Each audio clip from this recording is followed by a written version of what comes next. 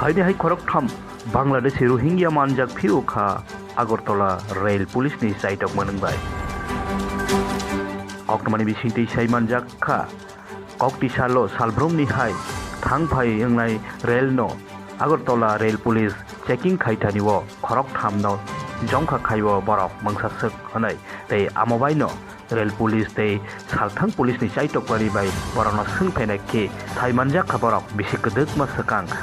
Kolkata ni sini bisi kedek masakang West Bengal ni simi Hyderabad au thangai tongoi mani tei ki filmani jorawono borokno romkha hanai আজকেও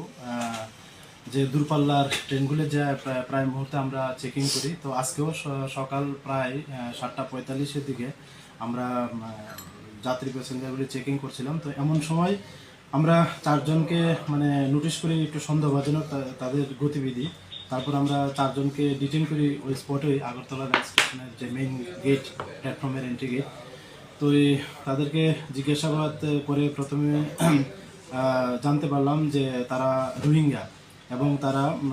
প্রায় 8 বছর আগেই মানে West Bengal বনপুল একটা border আছে তাদের কথা আর কি তারা বাংলাদেশ থেকে হায়দ্রাবাদে গিয়েছিলেন তো ওইখান থেকে তারা আবার এই দুই দিন আগে আবার এখানে এসেছিল তারা বাংলাদেশ যাবে বলে এরকম বলেছে তো এখানে যেহেতু আমাদের পুলিশ প্রশাসনের প্লাস এখন তো ইলেকশনের মরশুম তো খুব দরকার পড়ে তারা আবার রিটার্ন যেতে চেয়েছিল আজকে যতটুকু তাদের সঙ্গে কথা বলে জানলাম আর কি তো এই সময় আমরা তাদেরকে গ্রেপ্তার করেছি আর কি এবং এই ইয়েতে আমরা একটা মামলা নিয়েছি আমাদের জিআরপি থানাতে আজকে তাদেরকে কোর্টে ফরওয়ার্ড করব তাদের নাম হলো আব্দুল রশিদ আর তাদের পিএসএমনে বলেছে মন্ডু ডিস্ট্রিক্ট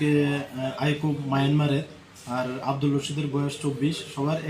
একই বাড়ি আরেকজন হলো এমডি ইউসুফ ওর বয়স 23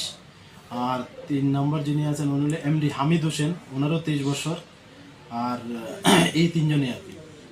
ওদের কাছে কিছু পাওয়া গেছে কি ওদের কাছে না এমন কিছু নেই তবে একজনের কাছে একটা কিপ্যাড মোবাইল পাওয়া গেছে